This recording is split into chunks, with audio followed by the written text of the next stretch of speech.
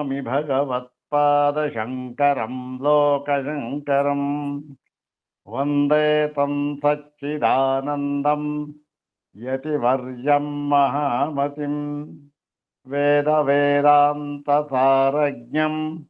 ಸದ್ಗುರುಂ ಪ್ರಣತೋಸ್ಮ್ಯಹಂ ಸದಾಶಿವಸಮಾರಂಭಾಂ ಶಂಕರಾಚಾರ್ಯಮಧ್ಯಮಾಂ ಅಸ್ಮದಾಚಾರ್ಯಪರ್ಯಂತಾಂ ವಂದೇ ಗುರುಪರಂಪರಾಂ. ಅಗ್ರೆ ಉಪಸ್ಥಿತೇಭ್ಯಃ ಭವದ್ಭ್ಯಃ ಸರ್ವೇಭ್ಯೋ ಜಿಜ್ಞಾಸುಭ್ಯಃ ಹಾರ್ದಂ ಸ್ವಾಗತಂ ವ್ಯಾಹರಾಮಿ.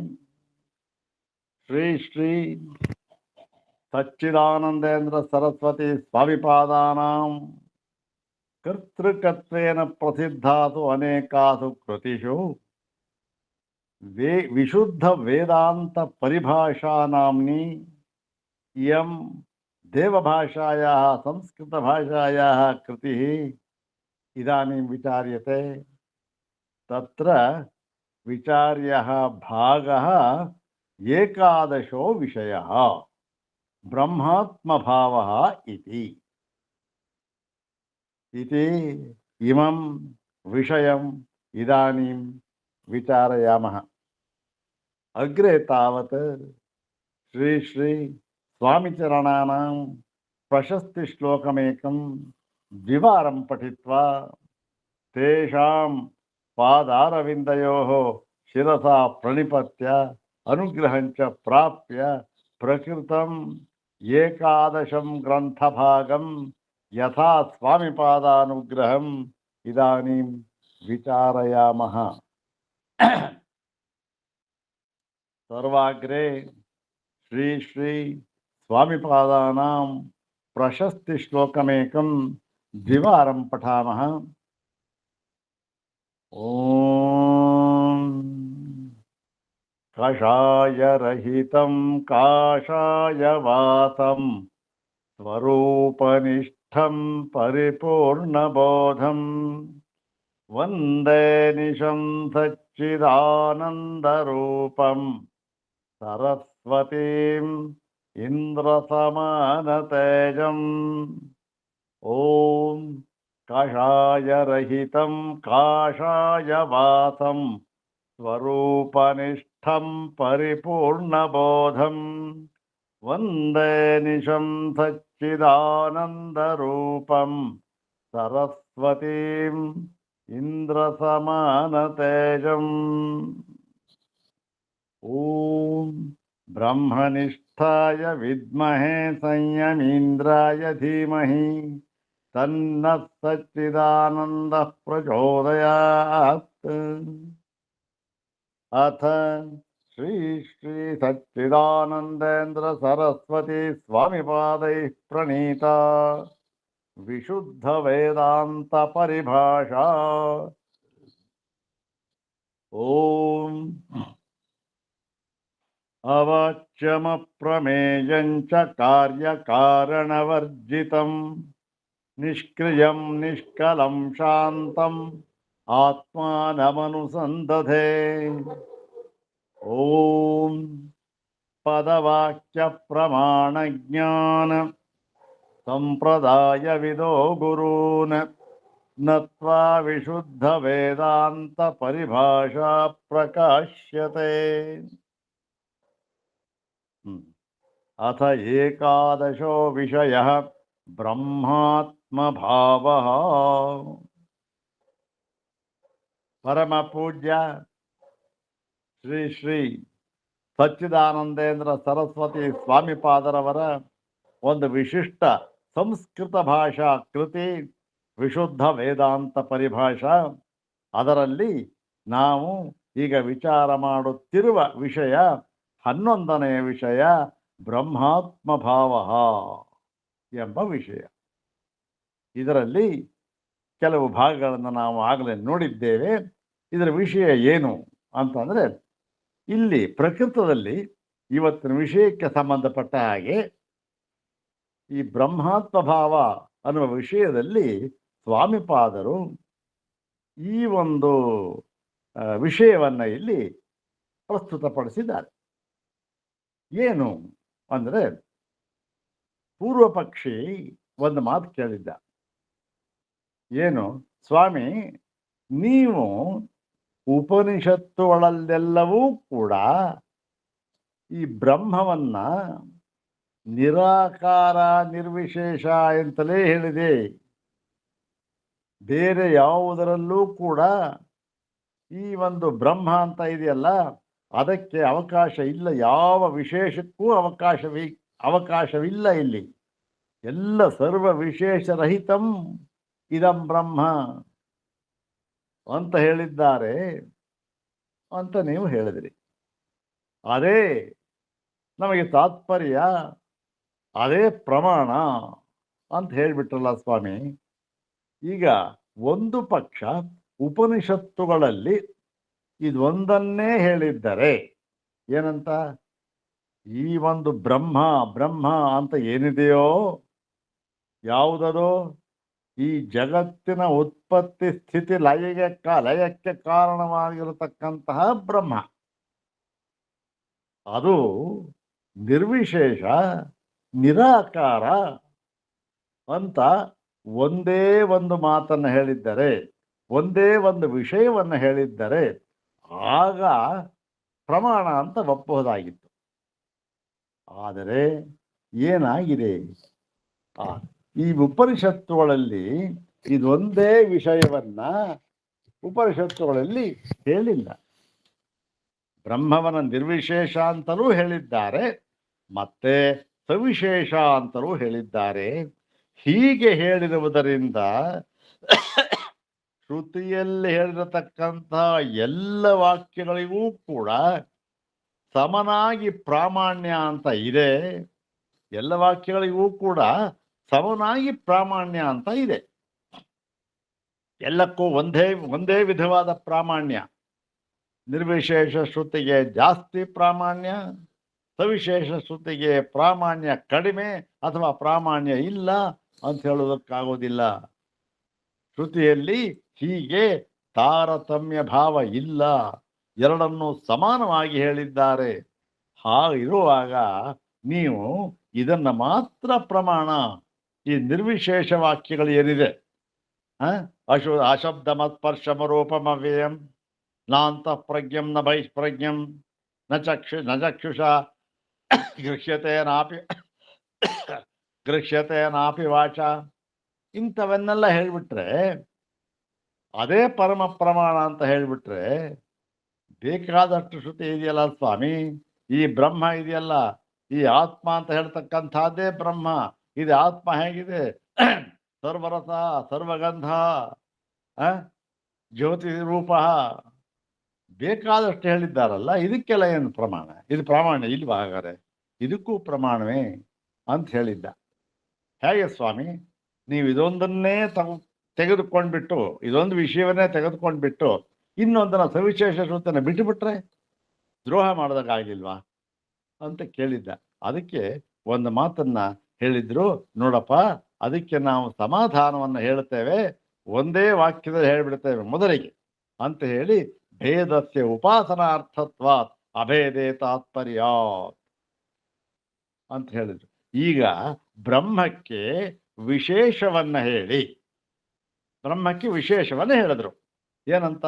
ಬೇಕಾದಷ್ಟು ವಿಶೇಷ, ಸರ್ವಶಕ್ತಿತ್ವ, ಸರ್ವಶಕ್ತಿಮತ್ವ, ಮತ್ತೆ ಆ ಒಂದು ಬ್ರಹ್ಮವೇ ಈ ಒಂದು ಸೃಷ್ಟಿ ಅಂತಂದ್ರೆ ಈ ಜಗತ್ತಿನ ಸೃಷ್ಟಿ ಸ್ಥಿತಿ ಲಯಕ್ಕೆ ಕಾರಣವಾಗಿದೆ ಅಂತ ಎಲ್ಲ ಹೇಳಿಬಿಟ್ಟು, ಯಾವುದು ಆ ವಿಶೇಷವನ್ನು ಹೇಳಿದ್ರಲ್ಲ, ಅದು ಯಾತಕ್ಕೆ? ಕೇವಲ ಉಪಾಸನೆಗೋಸ್ಕರ ಅಷ್ಟೇ. ಈ ಹೀಗೆ ಭೇದವನ್ನು ಹೇಳಿ ನೋಡಿ, ಇಂತಹ ಸರ್ವಶಕ್ತಿಯಿಂದ ಕೂಡಿದವನು ಪರಮಾತ್ಮ. ನಾನು ಯಾರು? ನನಗೆ ಯಾವ ಶಕ್ತಿಯೂ ಇಲ್ಲ, ನಾನು ಅವನಿಗಿಂತ ಬೇರೆಯಾಗಿದ್ದೇನೆ. ಮತ್ತು ಏನೋ ಒಂದು ಅವನ ಅನುಗ್ರಹಕ್ಕೆ ಪಾತ್ರನಾಗಬೇಕು ಅಂತ ಮತ್ತೊಂದು ಮಗದೊಂದು, ಹೀಗೆ ಎಲ್ಲ ಬೇರೆ ಬೇರೆ. ಬ್ರಹ್ಮಕ್ಕೆ ಸವಿಶೇಷವನ್ನು ಹೇಳಿದ್ರು. ಸವಿಶೇಷ ಅಂದ್ರೇನು? ಸರ್ವಶಕ್ತಿಮತ್ವ ಎಲ್ಲ ವಿಶೇಷದಿಂದ ಒಳಗೂಡಿದೆ ಅಂದ್ರೇನು? ಎಲ್ಲ ಶಕ್ತಿಯಿಂದ ಕೂಡಿದೆ. ಜಗತ್ತಿನ ಉತ್ಪತ್ತಿ ಸ್ಥಿತಿ ಲಯಕ್ಕೆ ಇವನೇ ಕಾರಣ, ಆತ್ಮನೇ ಕಾರಣ, ಬ್ರಹ್ಮವೇ ಕಾರಣ ಅಂತೆಲ್ಲ ಹೇಳಿ ಅವನು ಅಷ್ಟೊಂದು ಶಕ್ತಿಯುಳ್ಳವನು, ನಾನು ಕಿಂಚಜ್ಞ, ಅವನು ಸರ್ವಜ್ಞ ಅಂತ ಈ ಭೇದ ಹೇಳಿದೆಯಲ್ಲ. ಇವೆಲ್ಲ ಯಾತಕ್ಕೆ ಅಂತಂದ್ರೆ ಉಪಾಸನಾರ್ಥತ್ವ, ಕೇವಲ ಉಪಾಸನೆಗೋಸ್ಕರ. ಉಪಾಸನೆ ಯಾರಿಗಾಗಿ ಹೇಳಿದ್ದು? ಉಪಾಸನೆ ಉತ್ತಮಾಧಿಕಾರಿಗಳಿಗೆ ಹೇಳಿಲ್ಲ, ಕೇವಲ ಮಂದ ಮಧ್ಯಮಾಧಿಕಾರಿಗಳಿಗೆ ಮಾತ್ರ ಹೇಳಿರತಕ್ಕಂಥದ್ದು. ಯಾರಿಗೆ ನಿರ್ವಿಶೇಷವಾದ ಬ್ರಹ್ಮವನ್ನ ಆ ಒಂದು ತತ್ವಮಸಿ ಎಂಬ ವಾಕ್ಯದಿಂದ ತಿಳಿದುಕೊಳ್ಳುವುದಕ್ಕೆ ಆಗುವುದಿಲ್ಲವೋ ಅವರಿಗೋಸ್ಕರ ನೋಡಪ್ಪ, ಬ್ರಹ್ಮಕ್ಕೆ ಈ ತೆರನಾದ ಶಕ್ತಿ ಇದೆ, ಇದನ್ನು ನೀನು ಉಪಾಸನೆ ಮಾಡು ಅಂತ ಹೇಳಿ ಆ ಎಲ್ಲ ಸವಿಶೇಷ ಶ್ರುತಿಗಳಿಗೂ ಕೂಡ ಅದು ಎಲ್ಲಿ ತಾತ್ಪರ್ಯವಕ್ಕೆ? ಈ ನಿರ್ವಿಶೇಷತ್ವದಲ್ಲೇ ತಾತ್ಪರ್ಯ. ಅದನ್ನು ಹೇಳುವುದಕ್ಕಾಗಿ, ಪರಮಾತ್ಮನು ನಿರ್ವಿಶೇಷ ಎಂಬುದನ್ನು ಹೇಳುವುದಕ್ಕಾಗಿ ಆ ಪರಮಾತ್ಮ ಯಾರು ಅಂತ ಮೊದಲು ಗೊತ್ತಿಲ್ವಲ್ಲ, ಅದಕ್ಕೋಸ್ಕರ ನೋಡಪ್ಪ ಇಂಥವನು ಇಂಥವನು ಇಂಥವನು ಅಂತ ಕೆಲವು ವಿಶೇಷಗಳನ್ನು ಆರೋಪ ಮಾಡಿ ಹೇಳಿ ತಿಳಿಸಿಕೊಟ್ಟು, ನಂತರ ಏನು ಅವನಿಗೆ ಅವನ ಮನಸ್ಸು ಒಂದು ಹದವಾದ ನಂತರ, ಒಂದು ಸ್ಥಿತಿಗೆ ಬಂದ ನಂತರ ಏನಾಗಿದೆ ಅವರಿಗೆ? ಈಗ ಅವನು ತತ್ವಮಸಿ ಎಂಬ ವಾಕ್ಯವನ್ನು ತಿಳಿದುಕೊಳ್ಳುವುದಕ್ಕೆ ಸಮರ್ಥನಾಗಿರುತ್ತಾನೆ. ಆಗ ಅವನಿಗೆ ತತ್ವಮಸಿ ಎನ್ನುವ ವಾಕ್ಯಾರ್ಥ ಆಗುತ್ತೆ. ಅದಕ್ಕೋಸ್ಕರ ಈ ಒಂದು ಉಪಾಸನೆಯನ್ನ, ಈ ಒಂದು ನಿರ್ವಿಶೇಷ ಯಾವ ಉಪಾಸನೆಗೂ ಕೂಡ ಈ ಒಂದು ಪರಮಾತ್ಮ ಪರಬ್ರಹ್ಮ ಅಂತಕ್ಕಂಥದ್ದು ಶೇಷವಲ್ಲ, ಉಪಾಸ್ಯವಾದ ತತ್ವವೇ ಅಲ್ಲ. ಉಪಾಸ್ಯವಾದ ತತ್ವ ಅಂದ್ರೆ ಏನಾಗಬೇಕು? ಇನ್ನೊಬ್ಬ ಉಪಾಸಕ ಅಂತ ಇರಬೇಕು. ಇವಾಗ ಯಾವಾಗ ಉಪಾಸ್ಯ ಉಪಾಸಕ ಅಂತ ಇರ್ತಾರೋ ಅವ್ರು ಸುಮ್ಗೆ ಇದ್ಬಿಟ್ರಾಗತ್ತಾ? ಅವ್ರು ಉಪಾಸನೆ ಮಾಡ್ಬೇಕು. ಅವರು ಆ ಉಪಾಸಕ ಅಂತಕ್ಕಂಥ ಯಾರನ್ನ ಕುರಿತು? ಉಪಾಸ್ಯ ದೇವತೆಯನ್ನು ಕುರಿತು ಉಪಾಸಕನಾದವನು ಉಪಾಸನೆಯನ್ನು ಮಾಡಬೇಕು. ಆ ದೇವತೆಯನ್ನ ಉದ್ದೇಶ ಮಾಡಿ ಉಪಾಸನೆ ಮಾಡ್ತಾನೆ. ಅದಕ್ಕೋಸ್ಕರ ಆ ದೇವತೆಗೆ ಕೆಲವು ವಿಶೇಷವನ್ನು ಹೇಳಿ ತಿಳಿಸಿಕೊಟ್ಟಿದ್ದಾರೆ. ಇಂಥವನಪ್ಪ ಹೀಗೆ ಅಂತ ಉಪಾಸನೆ ಮಾಡು ಅಂತ. ಆದರೆ ಅದರಲ್ಲಿ ತಾತ್ಪರ್ಯ ಎಲ್ಲಿದೆ? ಅದಕ್ಕೆಲ್ಲ ಆ ಶ್ರುತಿಗಳಿಗೆಲ್ಲ, ನಿರ್ವಿಶೇಷ ಶ್ರುತಿಗಳಿಗೆ ಪ್ರತಿಯೊಂದಕ್ಕೂ ಕೂಡ ಎಲ್ಲಿ ಈ ಪರಮ ಪ್ರಮಾಣವಾಗಿ ಹೇಳತಕ್ಕಂಥ ನಿರ್ವಿಶೇಷ ಶ್ರುತಿ ಇದೆಯಲ್ಲ, ಅವೆಲ್ಲಕ್ಕೂ ಕೂಡ ಅದೇ ಪ್ರಧಾನ ಅಂತ ಹೇಳಿ, ಸವಿಶೇಷ ಶ್ರುತಿ ಏನು, ಅದಕ್ಕೆ ಗತಿ ಏನು ಅಂತಂದ್ರೆ ಇದರ ಒಂದು ಈ ನಿರ್ವಿಶೇಷತ್ವವನ್ನ ತಿಳಿಸಿಕೊಡುವುದಕ್ಕೆ ಪೂರ್ವಭಾವಿಯಾಗಿ ಈ ಒಂದು ಸವಿಶೇಷತ್ವವನ್ನು ಹೇಳಿದ್ದಾರೆ ಅಷ್ಟೇ ಹೊರತು ಸವಿಶೇಷತ್ವವೇ ಪ್ರಮಾಣವಲ್ಲ ಅಂತ ಹೇಳಿದ್ರು. ಅಲ್ಲಿಗೇನು ಈ ಎಲ್ಲ ವಿಶೇಷ ಅಂದರೆ ಸರ್ವಶಕ್ತಿಮತ್ವ ಎಲ್ಲ ಹೇಳಿರ್ತಕ್ಕಂಥ. ಸರ್ವಶಕ್ತಿಮತ್ವ ಯಾರು? ಪರಮಾತ್ಮ. ಪರಮಾತ್ಮ ಯಾಕೆ ಅವರ ಸರ್ವಶಕ್ತಿಮತ್ವ ಅಂತ ಬಂತು ಅಂದರೆ ಅವನೇ ಈ ಜಗತ್ತಿನ ಸೃಷ್ಟಿ ಸ್ಥಿತಿ ಮತ್ತು ಲಯಗಳಿಗೆ ಕಾರಣ. ಪ್ರಪಂಚದ ಸೃಷ್ಟಿ ಮಾಡಬೇಕಾದ್ರೆ ಸಾಮಾನ್ಯವರ ಶಕ್ತಿ ಸಾಕ? ಅಯ್ಯಯ್ಯೋ, ಚಿತ್ರ ವಿಚಿತ್ರವಾದ ಪ್ರಪಂಚ ತಾನೇ ಇದು. ಆ 2ನೇ ಸೂತ್ರದಲ್ಲಿ ಹೇಳಿಬಿಟ್ಟಿದ್ದೆ ಅಲ್ಲ,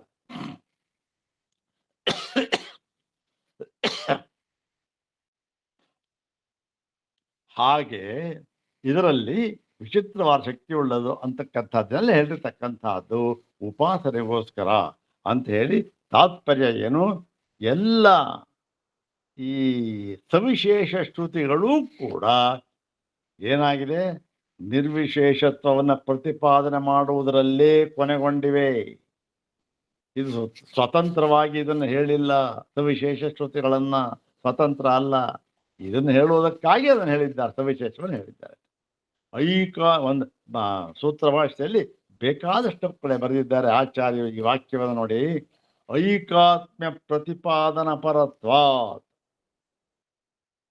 ಏತಾಸಾಂ ಉತ್ಪತ್ತಿ ಶ್ರುತೀನಾಂ ಅಂತಕ್ಕಂಥ ಈ ಉತ್ಪತ್ತಿ ಶ್ರುತಿ ಇದೆಯಲ್ಲ, ವಿಪತ್ತಿ ಶ್ರುತಿ ಉತ್ಪತ್ತಿಯ ಮೊದಲಾದ ಶ್ರುತಿ, ಎಲ್ಲ ವಿಶೇಷಗಳನ್ನು ಹೇಳಿರ್ತಕ್ಕಂಥ ಶ್ರುತಿ. ಇವೆಲ್ಲ ಏಕ್ ಯಾತಕ್ಕಾಗಿ ಬಂದಿವೆ ಅಂದ್ರೆ ಐಕಾತ್ಮ್ಯ ಪ್ರತಿಪಾದನ ಪರತ್ವಾತ್. ಬ್ರಹ್ಮಕ್ಕೆ ಐಕಾತ್ಮ್ಯವನ್ನ ಪ್ರತಿಪಾದನೆ ಮಾಡುವುದಕ್ಕೋಸ್ಕರ ಅದರ ಪರವಾಗಿ ಬಂದಿರತಕ್ಕಂಥದ್ದು ಇವೆಲ್ಲ ಅಂತ ಬೇಕಾದಷ್ಟು ಹೇಳಿದ್ದಾರೆ. ಅದೇ ಭಾಗವನ್ನ ಸ್ವಾಮಿಪಾದರು ಈಗ ಅದೇ ಭಾಷ್ಯವಾಕ್ಯಗಳ ಪ್ರಮಾಣದೊಂದಿಗೆ ತಮ್ಮ ವಿಚಾರ ಸೇರಿಸಿಲ್ಲ, ಭಾಷ್ಯವಾಕ್ಯಗಳ ಪ್ರಮಾಣದೊಂದಿಗೆ ಹೇಳ್ತಾ ಇದ್ದಾರೆ. ಅಲ್ಲಿ ಕೆಲವು ಭಾಷ್ಯವಾಕ್ಯ ನೋಡಿದ್ದಾಗಿದೆ, ಅದರಲ್ಲೇ ಮುಂದುವರೆದ ಭಾಗ ಇನ್ನೊಂದು ಕೆಲವು ಭಾಷ್ಯವಾಕ್ಯವನ್ನು ನೋಡೋಣ. ಈಗ ಪ್ರಕೃತ ಇವತ್ತಿನ ಒಂದು ಭಾಷ್ಯ ಭಾಗ ಯಾವ್ದು ತಗೊಂಡಿದ್ದಾರೆ ಸ್ವಾಮಿಪಾದರು ಅಂತಂದ್ರೆ, ಈ ನಚ ಕಾರ್ಯೇ ಪ್ರತಿಪತ್ಯಭಿಸಂಧಿ ಅಂತಕ್ಕಂಥದ್ದು 4ನೇ ಅಧ್ಯಾಯದಲ್ಲಿ ಬರ್ತಕ್ಕಂಥ ಒಂದು ಸೂತ್ರ, 3ನೇ ಪಾದದಲ್ಲಿ ಬರುತ್ತೆ ಆ ಸೂತ್ರ. ನಚ ಕಾರ್ಯೇ ಪ್ರತಿಪತ್ಯಭಿಸಂಧಿ ಅಂತಕ್ಕಂಥದ್ದು ಅಲ್ಲಿ ಬೇಕಾದಷ್ಟು ವಾಕ್ಯಗಳನ್ನು ಇದರ ಪರವಾಗಿ ಹೇಳಿದ್ದಾರೆ. ಅದರಲ್ಲಿ ಕೆಲವು ವಾಕ್ಯಗಳನ್ನು ತೆಗೆದುಕೊಂಡು ಇಲ್ಲಿ ಉದ್ಧಾರ ಮಾಡಿದ್ದಾರೆ. ನೋಡೋಣ. 62ನೇ ಪುಟ ಅಲ್ಲಿ 3ನೇ ಭಾಗ. ಜಗದುತ್ಪತ್ತಿ ಸ್ಥಿತಿ ಪ್ರಳಯ ಶ್ರುತೆ ಅನೇಕ ಶಕ್ತಿತ್ವಂ ಬ್ರಹ್ಮಣ ಇತಿ ಚೇತ್. ಈಗ ಒಂದು ಪೂರ್ವಪಕ್ಷ ಹೇಳಿದ್ದ, ಇದೇ ಪೂರ್ವಪಕ್ಷ ಹೇಳಿದ್ವಲ್ಲ ಅದನ್ನ ಹೇಳ್ತಾ ಇದ್ದ. ನೋಡಿ ಸ್ವಾಮಿ, ಜಗತ್ತಿನ ಉತ್ಪತ್ತಿ ಸ್ಥಿತಿ ಪ್ರಳಯ ಇದೆಯಲ್ಲ, ಇದನ್ನು ಹೇಳ್ತಕ್ಕಂಥ ಶ್ರುತಿಗಳು ಇದೆ ನಮಗೆ. ಏನು? ಯಥೋವಾ ಇಮಾನಿ ಭೂತಾನಿ ಜಾಯಂತೆ ಅಂತ ಇದೆ. ತಸ್ಮಾದ್ವಾಯೇ ತಸ್ಮಾದಾತ್ಮನ ಆಕಾಶ ಸಂಭೂತಃ ಅಂತಿದೆ. ತಸ್ಮಾತ್ ಜಾಯತೆ ಪ್ರಾಣೋ ಇದೆ. ಬೇಕಾದಷ್ಟು ಇದೆ ಶ್ರುತಿಗಳು. ಈ ಶ್ರುತಿಗಳಿದೆಯಲ್ಲ, ಇದರಿಂದ ನಮಗೆ ಏನು ಗೊತ್ತಾಗ್ತಾ ಇದೆ ಅಂತಂದ್ರೆ, ಓಹೋ, ಈ ಬ್ರಹ್ಮವು ಅನೇಕ ಶಕ್ತಿಮತ್ತ ಆಗಿದೆ. ಬ್ರಹ್ಮ ನಪುಂಸಕರಿಗೆ ಶಕ್ತಿಮತ್, ಬ್ರಹ್ಮವು ಶಕ್ತಿಮತ್ತ ಆಗಿದೆ ಅಂದ್ರೆ ಈ ಬ್ರಹ್ಮಕ್ಕೆ ಅನೇಕ ಶಕ್ತಿ ಇದೆ ಅಂತ ಹೇಳಿದ್ದಾರೆ ಅಂತ ಗೊತ್ತಾಗತ್ತೆ. ಯಾವಾಗ ಶಕ್ತಿ ಇದೆ ಅಂತ ಹೇಳಿದ್ರು ಬ್ರಹ್ಮಕ್ಕೆ ಆ ಶಕ್ತಿ ಇದೆ. ಬ್ರಹ್ಮಕ್ಕಿಂತ ಬೇರೆಯಾಗಿದ್ದೆ ನಾನು, ಯಾಕೆ ನನಗೆ ಆ ಶಕ್ತಿಗಳು ಯಾವುದೂ ಇಲ್ಲ. ಹೀಗೆ ನಾನು ಬೇರೆ ಅಂತ, ಬ್ರಹ್ಮ ಬೇರೆ ನಾನು ಬೇರೆ ಅಂತಕ್ಕಂಥದ್ದು ಬಂದುಬಿಡುತ್ತೆ. ಅದಲ್ವ ಸ್ವಾಮಿ ತಾತ್ಪರ್ಯ. ನೀವು ಏನಾರ ಹೇಳ್ಬಿಟ್ರೆ, ಹೇಳಿದಾರಲ್ಲ ಶ್ರುತಿಗಳಲ್ಲಿ ಸರ್ವಶಕ್ತಿತ್ವ ಮತ್ತೆ ಸರ್ವಜ್ಞತ್ವ ಎಲ್ಲ ಸರ್ವಗತತ್ವ ಬೇಕಾದಷ್ಟು ಹೇಳಿದ್ದಾರಲ್ಲ, ಇವೆಲ್ಲ ನನಗಿದೆಯಾ? ಇಲ್ಲ. ನಾನು ಯಾರು? ಕಿಂಚಜ್ಞ, ಅಲ್ಪಜ್ಞ ನಾನು. ಆದ್ದರಿಂದ ನಾನು ಬೇರೆ, ಅವನು ಬೇರೆ. ಮತ್ತೆ ಏನು ಬ್ರಹ್ಮನ ಉಪಾಸನೆ ಮಾಡೋ ಏನೋ ಮಾಡಿ ಅವನ ಸಾನ್ನಿಧ್ಯವನ್ನು ಪಡ್ಕೊಳ್ಬೋದು, ಮೋಕ್ಷ ಪಡೋದೇ ಅದೇ ಮೋಕ್ಷ ಅಂತ ಹೇಳ್ತಾರೆ. ಹೀಗಲ್ವಾ ಸ್ವಾಮಿ ಹೇಳಿರೋದು ಉಪನಿಷತ್ತುಗಳಲ್ಲಿ. ನೀವೇನೋ ಏಕತ್ವ ಹಾಗೆ ಹೀಗೆ ಹೇಳ್ಬಿಟ್ರೆ ಅಂದರೆ ಅದಕ್ಕೆ ಹೇಳ್ತಾ ಇದ್ದಾರೆ, ಇಲ್ಲಪ್ಪ ಹಾಗಲ್ಲ ಅಂಥೇಳಿ ವಿಶೇಷ ನಿರಾಕರಣ ಶ್ರುತಿನ ಅನನ್ಯಾರ್ಥತ್ವ. ನೋಡಪ್ಪ, ವಿಶೇಷವನ್ನ ನಿರಾಕರಣೆ ಮಾಡಿ ಹೇಳಿದ್ದಾರಲ್ಲ. ಏನು? ನಾಂತ ಪ್ರಜ್ಞಂ ನ ಬೈಸ್ಪ್ರಜ್ಞಂ ಅಶಬ್ದ ಮತ್ಪರ್ಶಮರೂಪಮವ್ಯಂ ನ ಚಕ್ಷುಷಾಗೃಶ್ಯತೆ ನಾಪಿ ವಾಚ. ಇಂಥ ವಾಕ್ಯಗಳನ್ನೆಲ್ಲ ಬೇಕಾದಷ್ಟು ಕಡೆ ಹೇಳಿದ್ದಾರಲ್ಲಪ್ಪ. ಇದು ಏನು ಗೊತ್ತೆ? ಇದಕ್ಕೆ ಬೇರೆಯ ಅರ್ಥವನ್ನ, ಬೇರೆಯ ಪ್ರಯೋಜನವನ್ನು ನಾವು ಕಂಡುಕೊಳ್ಳುವುದಕ್ಕಾಗುವುದಿಲ್ಲ. ಇದಕ್ಕೆ ಅದೇ ಪ್ರಯೋಜನ, ಬೇರೆ ಪ್ರಯೋಜನ ಅಂತ ಇಲ್ಲ ಇದಕ್ಕೆ. ಏನು? ಎಲ್ಲ ವಿಶೇಷವನ್ನೂ ಕೂಡ ನಿರಾಕರಣೆ ಮಾಡಿ ಹೇಳ್ತಕ್ಕಂಥ ಒಂದೇ ಪ್ರಯೋಜನ.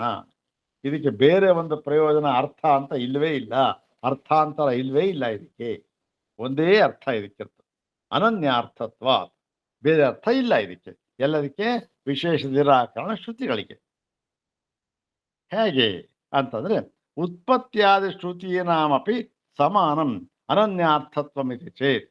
ಆವಾಗ ಪೂರ್ವಪಕ್ಷ ಹೇಳ್ದ, ಅಲ್ಲ ಸ್ವಾಮಿ, ಏನು ನೀವು ಹೇಳ್ತಾ ಇರೋದು? ಈಗ ವಿಶೇಷ ನಿರಾಕರಣ ಶ್ರುತಿಗೆ ಅಶಬ್ದ ಮತ್ಸ್ಪರ್ಶಮರೂಪಮವ್ಯಂ ಅಂತ ಹೇಳೋದಕ್ಕೆ ಬೇರೆ ಅರ್ಥ ಇಲ್ಲವೇ ಇಲ್ಲ. ಅಶಬ್ದ ಅಂದ್ರೆ ಶಬ್ದರಹಿತ, ಅಸ್ಪರ್ಶ ಅಂದ್ರೆ ಸ್ಪರ್ಶರಹಿತ, ಸ್ಪರ್ಶ ವಿದೂರ, ಇದೇ ಅರ್ಥನೇ ಅಷ್ಟೇ. ಅದನ್ನು ಬಿಟ್ಟು ಬೇರೆ ಅರ್ಥ ಇಲ್ಲ. ಯಾವುದಕ್ಕೆ? ಈ ಒಂದು ವಿಶೇಷ ನಿರಾಕರಣ ಶ್ರುತಿ ಮತ್ತು ಐಕಾತ್ಮ್ಯ ಶ್ರುತಿಗಳಿಗೆ. ಒಂದು ಏಕಾತ್ಮ ಪ್ರತಿಪಾದನೆ ಮಾಡುತ್ತಲ್ಲ ಆ ಶ್ರುತಿಗಳಿಗೆ ಎದೆ ಅರ್ಥ, ಬೇರೆ ಅರ್ಥ ಇಲ್ಲ ಅಂತ ಹೇಳಿದ್ರಲ್ಲ. ನಾವು ಹೇಳ್ತೇವೆ ಸ್ವಾಮಿ, ಪೂರ್ವ ಪಕ್ಷ ಹೇಳ್ತಾ ಇದ್ದಾನೆ, ನಾವು ಹೇಳ್ತೇವೆ ಈ ಭೇದ ಶ್ರುತಿ ಇದೆಯಲ್ಲ, ವಿಶೇಷವನ್ನು ಹೇಳ್ತಕ್ಕಂಥ ಶ್ರುತಿ, ಸರ್ವಶಕ್ತಿತ್ವ, ಸರ್ವಜ್ಞತ್ವ ಇವೆಲ್ಲ ಇದೆಯಲ್ಲ, ಅದಕ್ಕೂ ಕೂಡ ಆ ವಾಕ್ಯಗಳಿಗೂ ಕೂಡ ಬೇರೆ ಅರ್ಥ ಇಲ್ಲವೇ ಇಲ್ಲ. ಅದಕ್ಕೂ ಕೂಡ ಬೇರೆ ಅರ್ಥ ಇಲ್ಲ.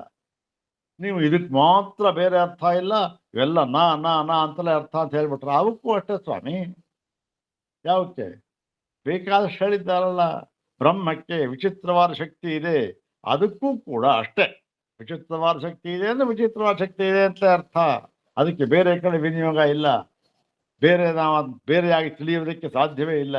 ವಿಚಿತ್ರ ಶಕ್ತಿಯುಳ್ಳದ್ದು ಬ್ರಹ್ಮ, ನಾನು ಏನು ಇಲ್ಲದವನು ಅಷ್ಟೇ, ಅದೇ ತಾತ್ಪರ್ಯ. ಅದಕ್ಕೂ ಹಾಗೆ ಆಗಲಿ, ಇದಕ್ಕೆ ಮಾತ್ರ ಬೇರೆ ಅರ್ಥ ಇಲ್ಲ ಅಂದ್ಬಿಟ್ರೆ ಅದಕ್ಕೂ ಬೇರೆ ಅರ್ಥ ಇಲ್ಲ, ಅದಕ್ಕೂ ಅದೇ ಅರ್ಥನೇ, ಒಂದೇ ಅರ್ಥನೇ ಅಂತ ಅಂದ್ಬಿಟ್ರೆ.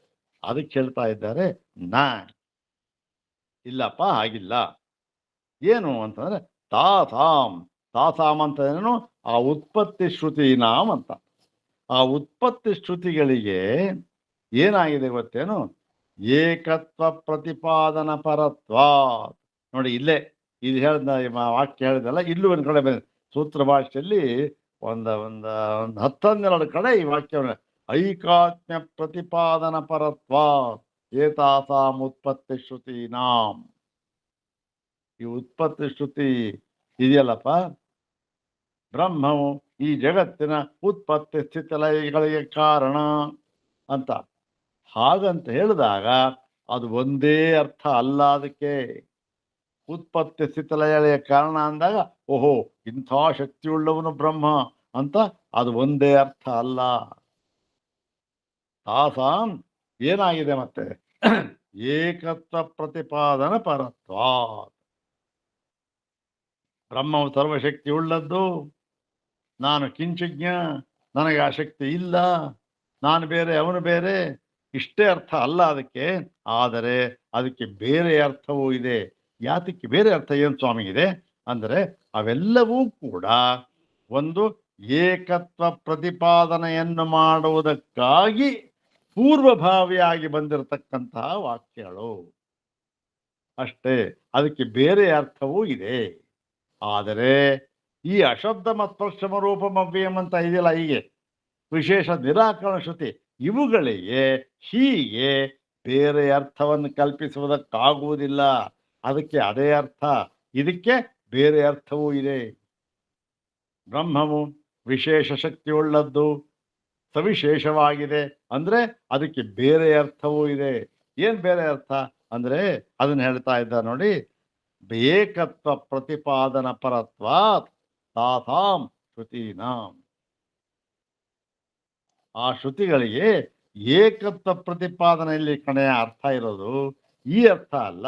ನೀನೇನು ವಾಕ್ಯಾರ್ಥ ಇದು, ಬ್ರಹ್ಮವು ಎಲ್ಲ ಶಕ್ತಿಯುಳ್ಳದ್ದು ಅಂತ ಅಷ್ಟೇ ಅರ್ಥ ಅಲ್ಲ, ಅದಕ್ಕೆ ಬೇರೆ ಅರ್ಥವೂ ಇದೆ. ಏನ್ ಬೇರೆ ಅರ್ಥ? ಬ್ರಹ್ಮವು ವಿಚಿತ್ರ ಶಕ್ತಿಯುಳ್ಳದ್ದು ಅಂತಂದ್ರೆ ಏನರ್ಥ? ಬೇರೆ ಅರ್ಥ ಅಂದ್ರೆ ಎಲ್ಲ ವಿಶೇಷವನ್ನು ಕೂಡ ನಿರಾಕರಣೆ ಮಾಡಿ ಯಾವ ವಿಶೇಷವೂ ಇಲ್ಲದ ಬ್ರಹ್ಮ ಆತ್ಮ ಏಕತ್ವ ಪ್ರತಿಪಾದನೆ ಮಾಡುವುದಕ್ಕೋಸ್ಕರ ಪೂರ್ವಭಾವಿಯಾಗಿ ಬಂದಿರತಕ್ಕಂತಹ ಈ ಒಂದು ಪದ ವಾಕ್ಯಗಳು ಇವು. ಇದಕ್ಕೆ ಅರ್ಥ ಏನು? ಏಕತ್ವ ಪ್ರತಿಪಾದನೆಯಲ್ಲಿ ಇದಕ್ಕೆ ತಾತ್ಪರ್ಯ, ಇದಕ್ಕೆ ಬೇರೆ ಇದರಲ್ಲಿ ಇದೇ ತಾತ್ಪರ್ಯ ಅಲ್ಲ. ಆದರೆ ಈ ನಿರ್ವಿಶೇಷ ಶ್ರುತಿಗಳಿಗೆ ಹೀಗೆ ಬೇರೊಂದರಲ್ಲಿ ತಾತ್ಪರ್ಯ ಇಲ್ಲ, ಅದರಲ್ಲೇ ತಾತ್ಪರ್ಯ ಅಂತ ಹೇಳಿದ್ರು. ಅದಕ್ಕೆ ಇದು ಹೇಗೆ ಸ್ವಾಮಿ ಗೊತ್ತಾಗುತ್ತೆ ನಮಗೆ? ಇದಕ್ಕೆ ಮಾತ್ರ ಬೇರೆ ಅರ್ಥ ಇಲ್ಲ. ಯಾವುದಕ್ಕೆ? ನಿರ್ವಿಶೇಷ ಶ್ರುತಿಗಳಿಗೆ ಬೇರೆ ಅರ್ಥ ಇಲ್ಲ, ಸವಿಶೇಷ ಶ್ರುತಿಗಳಿಗೆ ಇಲ್ಲಪ್ಪ ಬೇರೆ ಅರ್ಥ ಇದೆ. ಅದಕ್ಕೆ ಇದೇನಿದು? ಅದಕ್ಕೆ ಬೇರೆ ಅರ್ಥ ಇಲ್ಲ ಅಂತೀರಾ, ಇದಕ್ಕೆ ಇದೆ ಅಂತೀರಾ? ಹೇಗೆ ಸ್ವಾಮಿ ಅಂದ್ರೆ ಹೇಳ್ತೀವಪ್ಪ, ಈಗ ಅದು ಹೇಗೆ ಅಂತ ಹೇಳ್ತೇವೆ. ಇದನ್ನ ಲಾಜಿಕ್ ಆಗಿ ನಾವು ಪ್ರೂವ್ ಮಾಡಿ ಹೇಳ್ತೇವೆ ಅಂತ ಹೇಳಿದ್ರು. ಏನು ಅಂತ ಹೇಳಿದ್ರೆ ಅದನ್ನು ಪ್ರೂವ್ ಮಾಡ್ತಾ ಇದ್ದಾರೆ ಇವಾಗ. ಹಾ, ಯಾವ್ದು?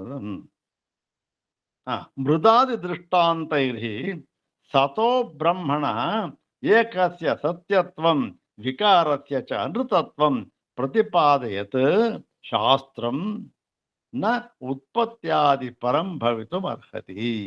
ನೋಡಪ್ಪ, ಇದೊಂದು ನೀನು ಸರಿಯಾಗಿ ಯೋಚನೆ ಮಾಡಿ ನೋಡು. ಏನಂತ ನೋಡಪ್ಪ, ಈ ಉಪನಿಷತ್ತುಗಳಲ್ಲಿ ಏನೇನು ಹೇಳಿದ್ದಾರೆ? ಮೃದಾದಿ ದೃಷ್ಟಾಂತ ಇಲ್ಲಿ ಮಣ್ಣು, ಲೋಹಮಣಿ ಮುಂತಾದ ದೃಷ್ಟಾಂತಗಳನ್ನು ಹೇಳಿ ಏನು ಈ ವಿಕಾರ, ಮಣ್ಣಿನ ವಿಕಾರ ಎಲ್ಲ ಅಂತ ಹೇಳಿಬಿಟ್ಟು ಆ ಒಂದು ಮಣ್ಣು ಅಂತಕ್ಕಂಥದ್ದೇನಿದೆ ಅದೇ ಸತ್ಯ ಅಂತ ಹೇಳಿದ್ದಾರೆ.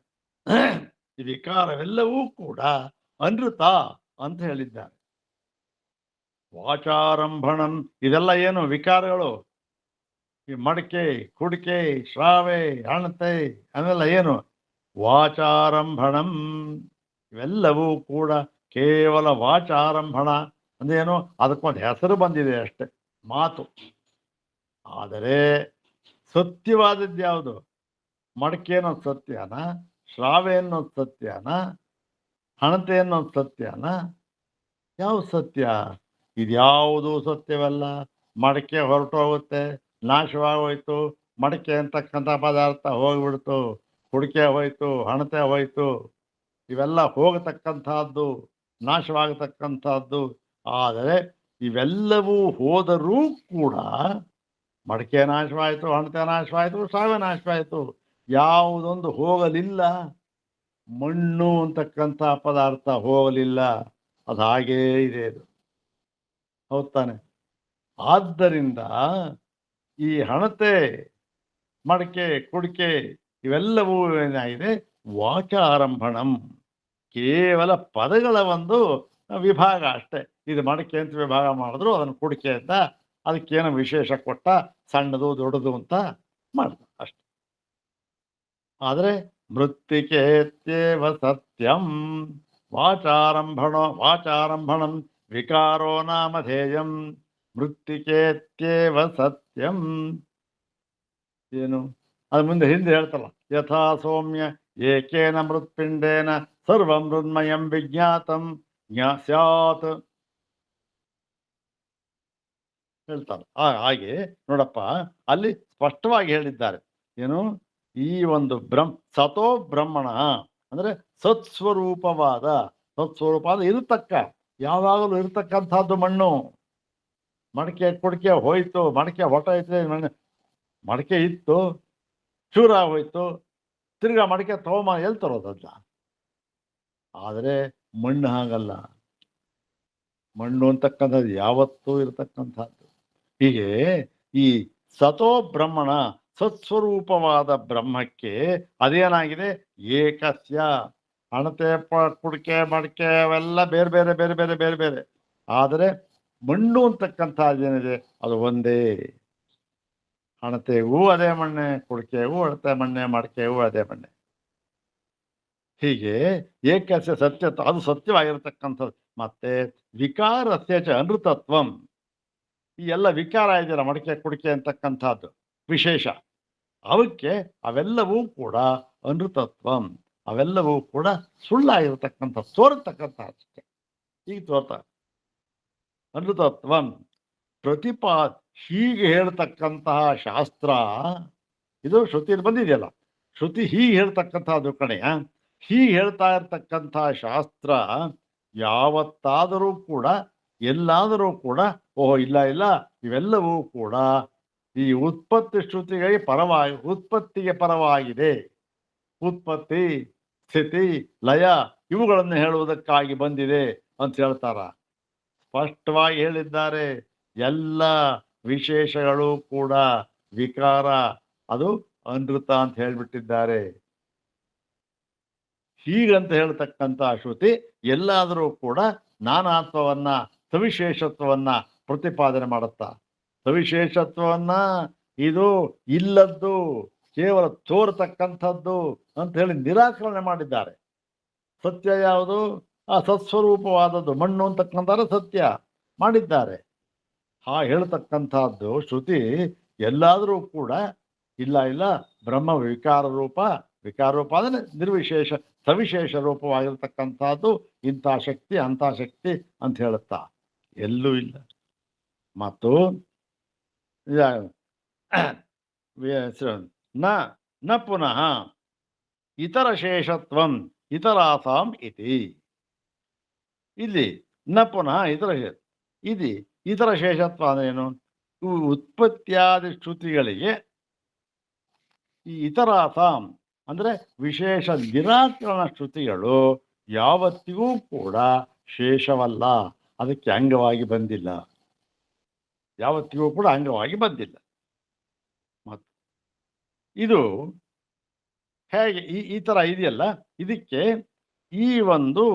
ಇದು ಹೇಗೆ ಹೇಳಿದ್ರಿ ಸ್ವಾಮಿ, ಇದು ಹೇಗೆ, ಇದು ನಾವು ಹೇಗೆ ತಿಳ್ಕೊಳ್ಳೋದು ಅಂತಂದರೆ, ಇದು ಹೇಗೆ ಸಮರ್ಥನೆ ಮಾಡ್ತೀರಿ ನೀವು ಅಂತಂದರೆ, ವಿಶೇಷ ನಿರಾಕರಣ ಶ್ರುತಿನ ನಿರಾಕಾಂಕ್ಷಾರ್ಥತ್ವ. ನೋಡಪ್ಪ, ವಿಶೇಷವನ್ನು ನಿರಾಕರಣೆ ಮಾಡ್ತಾ ಇದೆಯಲ್ಲ, ಅಶಬ್ದ ಸ್ಪರ್ಶ ರೂಪ ನಾಂತ ಪ್ರಜ್ಞಾನ ಇವೆಲ್ಲ ಇದೆಯಲ್ಲ, ಇವೆಲ್ಲಕ್ಕೂ ಕೂಡ ನಿರಾಕಾಂಕ್ಷ. ಇವು ಇನ್ನೊಂದನ್ನು ಬಯಸುವುದಿಲ್ಲ, ಮತ್ತೊಂದನ್ನು ಬಯಸುವುದಿಲ್ಲ, ಯಾವತ್ತಿಗೂ ಕೂಡ ಇನ್ನೊಂದರ ಅಪೇಕ್ಷೆ ಅಂತಕ್ಕಂಥದ್ದು ಇಲ್ಲ, ಇದಕ್ಕೆ ಮತ್ತೊಂದನ್ನು ಬಯಸೋದಿಲ್ಲ. ನಹಿ ಆತ್ಮನಃ ಏಕತ್ವ ನಿತ್ಯತ್ವಾದಿ ಅವಗತವು ಸತ್ಯಂ ಭೂಯ ಕಾಚಿದಾಕಾಂಕ್ಷ ಉಪಜಾಯತೆ.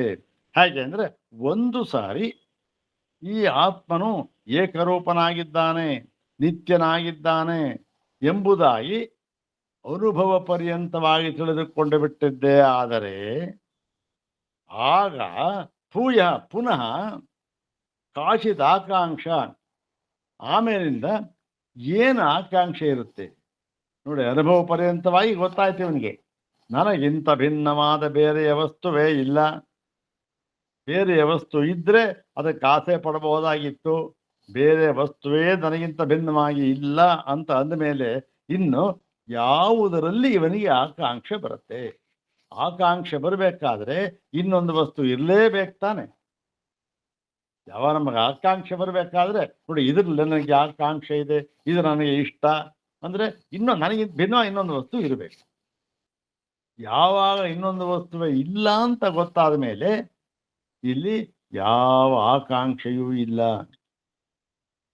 ಮತ್ತೇನು? ಪುರುಷಾರ್ಥ ಸಮಾಪ್ತಿ ಬುದ್ಧಿ ಉಪಪತ್ತೇ. ಇಲ್ಲಿಗೆ ಪುರುಷಾರ್ಥ ಸಮಾಪ್ತಿ ಆಯಿತು. ಪುರುಷಾರ್ಥ ಯಾವಾಗಿರುತ್ತೆ? ಭೇದ ಇದ್ದಾಗಿರುತ್ತೆ ಅಷ್ಟೆ. ನನಗಿಲ್ಲ ಪಡ್ಕೊಳ್ಬೇಕು, ನನ್ನ ಹತ್ರ ಇಲ್ಲ ಪಡ್ಕೊಳ್ಬೇಕು, ಹೌದು ತಾನೆ?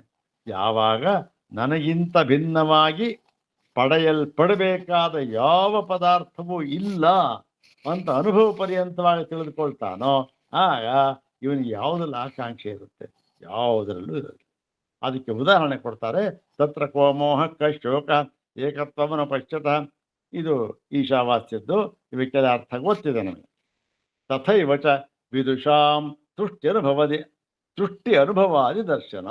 ಇದರಿಂದ ಹೀಗೆ ತತ್ರ ಕೋಮೋಹಕ್ಕ ಶೋಕ, ಅವನಿಗೆ ಎಲ್ಲಿ ಮೋಹ ಎಲ್ಲಿಯೇ ಶೋಕ. ಯಾಕೆ? ಅವನು ಎಲ್ಲ ಕಡೆಯಲ್ಲಿಯೂ ಕೂಡ ಎಲ್ಲ ಕಾಲದಲ್ಲಿಯೂ ಕೂಡ ಅವನು ಏಕತ್ವವನ್ನು ಅನುಸರಿಸಿ ನೋಡ್ತಾ, ಏಕತ್ವವನ್ನೇ ನೋಡ್ತಾ ಇದ್ದ. ತನಗಿಂತ ಭಿನ್ನವಾದ ಯಾವ ವಸ್ತುವನ್ನು ಅವನು ಕಾಣ್ತಾ ಇಲ್ಲ. ಕಾಣ್ತಾ ಇಲ್ಲ ಆದರೆ ಎದುರಿಗಿದ್ದದ್ದು ಕಾಣದ ಅಂತ ಅರ್ಥ ಅಲ್ಲ. ಇವೆಲ್ಲ ಒಂದು ವೃತ್ತಿ, ಮನಸ್ಸಿನ ಒಂದು ವೃತ್ತಿ. ಹೀಗೆ ಅವನಿಗೆ ಹೀಗೆ ಹೇಳೋದ್ರಿಂದ ಅವನಿಗೆ ತುಷ್ಟಿ ಅನುಭವಾದಿ ದರ್ಶನ ಅಂದರೆ ಅವನಿಗೆ ಸಂತೋಷ, ಅಭಯ ಅಂತ ಕೊಡುತ್ತೆ. ಮತ್ತು ವಿಕಾರ ಅನೃತಾವ ಸಂಧಿ ಅಪವಾದಾಚ ಮೃತ್ಯೋಹೋ. ಇನ್ನು ವಿಕಾರ ಅನೃತಾವೆ, ಇದು ವಿಕಾರ ವಿಶೇಷ ಇವೆಲ್ಲವೂ ಕೂಡ ಕೇವಲ ಅನೃತ, ಇದು ತೋರ್ತಕ್ಕಂಥದ್ದು, ಇದು ನಿಜವಾಗಿರತಕ್ಕಂಥದ್ದಲ್ಲ ಇದು ಅಂತ ಹೇಳಿ ಅಪವಾದ ಮಾಡಿದ್ದಾರಲ್ಲ, ಅದಕ್ಕೊಂದು ಉದಾಹರಣೆ ಕೊಡ್ತಾರೆ. ಮೃತ್ಯೋಸ್ತ ಮೃತ್ಯು ಮಾಪ್ನೋತಿ. ಹಾಗೆ ಭಿನ್ನವಾಗಿ ಭೇದ ದೃಷ್ಟಿಯಿಂದ ಕಂಡುಕೊಂಡವನಿಗೆ ಗತಿ ಏನಾಗುತ್ತೆ? ಅವನಿಗೇನಾಗುತ್ತೆ ಅಂದರೆ, ಅವನಿಗೇನೂ ಆಗಲ್ಲ, ಮೃತ್ಯೋತ್ತ ಮೃತ್ಯು ಆಪ್ನೋತಿ. ಅವನು ಸಾಯ್ತಾನೆ ಹುಟ್ಟುತ್ತಾನೆ, ಸಾಯ್ತಾನೆ ಹುಟ್ಟುತ್ತಾನೆ, ಸಾಯ್ತಾನೆ ಅಷ್ಟೆ. ಯಾರವನು? ಯ ಇಹ ನಾನೇವ ಪಶ್ಯತಿ, ಯಹ ಇಹ ನಾನಾ ಇವ ಪಶ್ಯತಿ. ನಾನಾ ಅಂದ್ರೆ ಭೇದ ರೂಪ, ಇವೆಲ್ಲ ನನಗಿಂತ ಭಿನ್ನವಾದ ಬೇಕಾದಷ್ಟು ಪದಾರ್ಥ ಎಂಬುದಾಗಿ ಯಾವ ಭೇದ ದೃಷ್ಟಿಯಿಂದ ನೋಡ್ತಾನೋ ಅವನು ಅಷ್ಟೇ ಹುಟ್ಟಾನ್ ಸಾಯ್ತಾನೆ, ಹುಟ್ಟಾನ್ ಸಾಯ್ತಾನೆ. ಮತ್ತು ಅತಃ ನ ವಿಶೇಷ ನಿರಾಕರಣ ಶ್ರುತೀನ ಅನ್ಯಶೇಷತ್ವಂ ಅವಗಂತು ನ ಶಕ್ಯತೆ. ಆದ್ದರಿಂದ ಇವುಗಳಿಗೆ ವಿಶೇಷ ನಿರಾಕರಣ ಶ್ರುತಿಗಳಿಗೆ ಅವು ಬೇರೆಯ ಒಂದು ಅರ್ಥಕ್ಕೆ ಶೇಷವಾಗಿದೆ, ಬೇರೆಯ ಒಂದು ಪ್ರಯೋಜನಕ್ಕೆ ಶೇಷವಾಗಿದೆ ಎಂಬುದನ್ನ ತಿಳಿದುಕೊಳ್ಳಲು ಹೇಳುವುದಕ್ಕೆ ಯಾರಿಂದಲೂ ಸಾಧ್ಯವಿಲ್ಲ. ಯಾಕೆ? ಏನು ಹೇಳೋದು? ಇರುವುದು ಒಂದೇ ಒಂದು ಅಂತ ಇದ್ದಾಗ ಯಾವ ಆಕಾಂಕ್ಷೆ ಯಾದಕ್ಕಾಗಿ ಬಂದಿದೆ? ಇನ್ನೊಂದು ಶೇಷ ಅಂದ್ರೆ ಇನ್ನೊಂದಿರಬೇಕು, ಶೇಷಿ ಅಂತಕ್ಕಂಥದ್ದು ಇರಬೇಕು. ಇಲ್ವೇ ಇಲ್ವಲ್ಲ ಎರಡನೇ ವಸ್ತು ಆವಾಗ. ಮತ್ತು ನೈವಂ ಉತ್ಪತ್ತಿಯಾದಿ ಶ್ರುತಿನ ನಿರಾಕಾಂಕ್ಷ ಅಂತ ಪ್ರತಿಪಾದನ ಸಾಮರ್ಥ್ಯ. ಹೀಗೆ ಹೀಗೆ ಉತ್ಪತ್ತಿಯಾದಿ ಶ್ರುತಿಗಳಿಗೆ, ನಿರಾಕಾಂಕ್ಷ ಶ್ರುತಿಗಳು, ಏಕತ್ವ ಪ್ರತಿಪಾದನ ಶ್ರುತಿಗಳು, ಏಕತ್ವ ಪ್ರತಿಪಾದನ ಶ್ರುತಿಗಳಿಗೆ ಇರುವಂತೆ ಅವ್ರಿಗೆ ಯಾವ ಆಕಾಂಕ್ಷೆಯೂ ಇಲ್ಲ. ಹಾಗೆ ಏನು ಉತ್ಪತ್ತಿಯಾದ ಶ್ರುತಿಗಳಿಗೆ ಆ ಯಾವ ಆಕಾಂಕ್ಷೆಯೂ ಇಲ್ಲ ಎಂದು ಹೇಳುವುದಕ್ಕೆ ಆಗುವುದಿಲ್ಲ. ಮತ್ತು ಪ್ರತ್ಯಕ್ಷ ಅಂತೂ ತಾಸಾಂ ಅನ್ಯ ಅರ್ಥತ್ವ ಸಮನುಗಮ್ಯತೆ.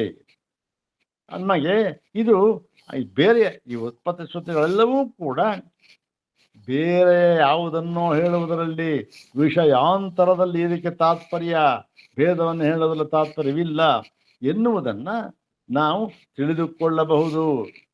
ಹೇಗೆ ಸ್ವಾಮಿ ತಿಳ್ಕೊಳ್ಬಹುದು ಅಂತಂದ್ರೆ ಹೇಳ್ತಾನೆ, ತಥಾ ಹಿ ತತ್ರೈತಚ್ಛುಂಗಂ ಉತ್ಪತಿತಂ ಸೌಮ್ಯ ವಿಜಾನೀಹಿ ನೇದಂ ಅಮೂಲಂ ಭವಿಷ್ಯತಿ. ನೋಡಿ, ಪ್ರಮಾಣ ಇದೆ ಛಾಂದೋಗ್ಯದಲ್ಲಿ. ಹೇಳ್ತಾನೆ, ಹೇ ಶ್ವೇತಕೇತುವೆ, ತದೇತತ್ ಶುಂಗಂ, ಶುಂಗಂ ತದೇತತ್ ಶುಂಗಂ, ಶುಂಗಂ ಏತತ್ ಶುಂಗಂ. ಶುಂಗ ಅಂದ್ರೆ ಕಾರ್ಯ ಅಂತ ಅರ್ಥ. ಶುಂಗ ಅಂದ್ರೆ ಕಾರ್ಯ. ಕಾರ್ಯ ಅಂತಂದ್ರೇನು? ನಮ್ಮ ಶರೀರ, ಇವೆಲ್ಲ ಕಾರ್ಯಗಳು, ಎಲ್ಲ ಕಾರ್ಯಗಳು, ಪ್ರಪಂಚ ಇವೆಲ್ಲ ಕಾರ್ಯಗಳು. ಈ ಕಾರ್ಯ ಶರೀರ ಪ್ರಪಂಚ ಅಂತ ಏನಿದೆ, ಶೃಂಗಂ ಉತ್ಪತ್ತಿದ ನಮ್ಗೆ ಏನು ಕಾಣ್ತಾ ಇದೆ, ಎಲೆ ಸೌಮ್ಯ ವಿಜಾನಿ ತಿಳ್ಕೊ, ಒಂದು ತಿಳ್ಕೊ. ಏನಂತ ತಿಳ್ಕೊಳ್ಬೇಕು? ನ ಇದಂ ಅಮೂಲಂ ಭವಿಷ್ಯತಿ. ಇದಕ್ಕೆ ಯಾವುದೇ ಮೂಲವೂ ಇಲ್ಲ, ಇದು ಸರ್ವತಂತ್ರ ಸ್ವತಂತ್ರ ಅಂತ ಇಲ್ಲವೇ ಇಲ್ಲ. ನೇದಂ ಅಮೂಲಂ ಭವಿಷ್ಯತಿ, ಇದು ಅಮೂಲವಾಗಿ ಇಲ್ಲ ಅಂದ್ರೆ ಯಾವುದೋ ಮೂಲವುಳ್ಳದ್ದಾಗಿ ಇರತಕ್ಕಂಥದ್ದು. ಇವೆಲ್ಲ ಯಾವುದು? ಈ ಕಾರ್ಯವೆಲ್ಲವೂ ಕೂಡ ಯಾವುದಕ್ಕೂ ಒಂದು ಮೂಲ ಅಂತ ಇದ್ದೇ ಇರುತ್ತೆ. ಯಾವುದದು? ಅದೇ ಕಾರಣ ಅಂತಕ್ಕಂಥದ್ದು. ಎಲ್ಲ ಕಾರ್ಯಕ್ಕೂ ಒಂದು ಮೂಲ ಇರುತ್ತೆ, ಅದಕ್ಕೆ ಕಾರಣ ಅಂತ ಹೇಳ್ತಾರೆ. ಎಲ್ಲ ಕಾರ್ಯ, ಮಡಿಕೆ ಮಣ್ಣು ಶ್ರಾವೆ, ಮಡಿಕೆ ಶ್ರಾವೆ ಹಣತೆ ಇವಕ್ಕೆಲ್ಲ ಒಂದು ಕಾರಣ ಇರುತ್ತೆ, ಅದೇ ಮಣ್ಣು. ಹಾಗೆ ಈ ಶರೀರಾದಿಗಳಿಗೆ ಒಂದು ಕಾರಣ ಅಂತ ಇದೆ, ಅದು ಯಾವುದು? ಅದೇ ಬ್ರಹ್ಮ, ಅದೇ ಪರಮಾತ್ಮ ಅಂತ ಹೇಳಿ ಈ ಉತ್ಪತ್ತಿ ಶ್ರುತಿಗಳಿಗೆ ಇನ್ನೊಂದರ ಆಕಾಂಕ್ಷೆ ಇದೆ. ಅದರ ಆಕಾಂಕ್ಷೆಯಿಂದ ಇದು ಮಾಡ್ತಾ ಇರ್ತಕ್ಕಂಥದ್ದು. ಅದಕ್ಕಿರುವಂತೆ ನಿರಾಕಾಂಕ್ಷತ್ವ ಇಲ್ಲ ಅಂತ ಹೇಳಿ ಇತಿ ಉಪನ್ಯಾಸ ಉದರ್ಕೆ ತತಃ ಏವ ಏಕಸ್ಯ ಜಗನ್ಮೂಲಸ್ಯ ವಿಜ್ಞೇಯತ್ವಂ ದರ್ಶೆ. ಇದು ಛಾಂದೋಗ್ಯದಲ್ಲಿ ಇದನ್ನು ಹೇಳಿ, ನೋಡಪ್ಪ ಇದಕ್ಕೆಲ್ಲಕ್ಕೂ ಮೂಲ ಅಂತ ಒಂದಿದೆ, ಅದನ್ನ ಆಕಾಂಕ್ಷೆ ಅದರದ್ದು ಬಯಸುತ್ತೆ. ಇದು ಯಾವುದನ್ನು ಬಯಸುವುದಿಲ್ಲ ಅಂತ ಇಲ್ಲ, ಯಾವುದಕ್ಕೆ? ಕಾರ್ಯಗಳಿಗೆ ಅಂತ ಹೇಳ್ಬಿಟ್ಟು ಉದರ್ಕೆ ಅಂದ್ರೆ ಅದರ ಕೊನೆಯಲ್ಲಿ ಉಪಸಂಹಾರ ರೂಪವಾಗಿ, ಉದರ್ಕಾದ್ರೆ ಉಪಸಂಹಾರ, ಇಷ್ಟು ತಾತ್ಪರ್ಯ ರೂಪ. ಉದರ್ಕೆ ಮುಂದೆ ಉಪಸಂಹಾರ ರೂಪವಾಗಿ ಏನ್ ಮಾಡಿದ್ದಾರೆ? ಸತಯೇವ ಏಕಸ್ಯ ಜಗನ್ಮೂಲಸ್ಯ ಅಂದ್ರೆ ಸತ್ಸ್ವರೂಪವಾದ ಈ ಒಂದು ಜಗತ್ತೆಲ್ಲ ಮೂಲವಾಗಿರ್ತಕ್ಕಂಥ ಈ ಜಗತ್ತಿದೆಯಲ್ಲ, ಇದು ಕಾರ್ಯ, ಇದಕ್ಕೆಲ್ಲ ಮೂಲ ಒಂದಿದೆ. ಅದು ಯಾವುದದು?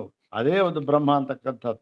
ಅದನ್ನ ವಿಜ್ಞೇಯತ್ವ ತಿಳಿದುಕೊಳ್ಳಬೇಕು ಎಂಬುದಾಗಿ ಹೇಳುತ್ತೆ.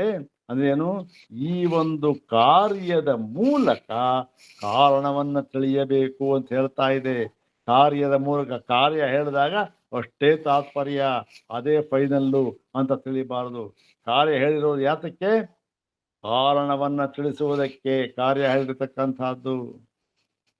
ಮಡಕೆ ಮಣ್ಣು, ಮಡಕೆ ಶ್ರಾವೆ, ಹಣತೆ, ಕುಡಿಕೆ ಇವೆಲ್ಲ ಯಾತಕ್ಕೆ ಹೇಳಿದ್ದಾರೆ ಅಂದ್ರೆ ಇವಕ್ಕೆಲ್ಲ ಸ್ವರೂಪ ಏನು? ಮಣ್ಣು, ಅದನ್ನು ತಿಳ್ಕೊಳ್ಳಿ. ಇವೆಲ್ಲ ಅಶಾಶ್ವತ, ಇವೆಲ್ಲ ಏನು? ನಾಶವಾಗತಕ್ಕಂಥ ಅಮೃತ. ಮತ್ತು ಅದಕ್ಕೆ ಈ ಒಂದು ಉದಾಹರಣೆ ಹೇಳ್ತಾರೆ. ಇದನ್ನ ತಿಳ್ಕೋಬೇಕು. ಇಂಥ ಎಲ್ಲಕ್ಕೂ ಮೂಲವಾಗಿರತಕ್ಕಂಥ ಕಾರಣವನ್ನು ತಿಳ್ಕೊಳ್ಬೇಕು. ಅದನ್ನೇ ಉಪನಿಷತ್ತು ಹೇಳಿರ್ತಕ್ಕಂಥದ್ದು. ಯಥೋವಾ ಇಮಾನಿ ಭೂತಾನಿ ಜಾಯಂತೆ ಏನ ಜಾತಾ ನಿಜೀವಂತಿ ಯತ್ ಪ್ರಯಂತಿ ವಿಸಂವಿಶಂತಿ ತದ್ವಿಜಿಜ್ಞಾಸಸ್ವ ತದ್ಬ್ರಹ್ಮೇತಿ. ಇದಕ್ಕೆ ನಾವು ನೋಡಿದ್ದೇವಲ್ಲ, ಇದು ಅದನ್ನ ಜಿಜ್ಞಾಸೆ ಮಾಡು. ಏನಂತ? ಬ್ರಹ್ಮ ಬ್ರಹ್ಮ ಎಂಬುದಾಗಿ ತಿಳ್ಕೋ ಅಂತ ಹೇಳಿ, ಅದನ್ನ ಮೂಲ ಕಾರಣವನ್ನು ತಿಳ್ಕೊಂಡಂತ. ಏವಂ ಉತ್ಪತ್ತಿಯಾದಿ ಶ್ರುತೀನಾಂ ಐಕಾತ್ಮ್ಯ ಅವಗಮ ಪರತ್ವಾತ್ ನ ಅನೇಕ ಶಕ್ತಿಯೋವೋ ಬ್ರಹ್ಮಣ.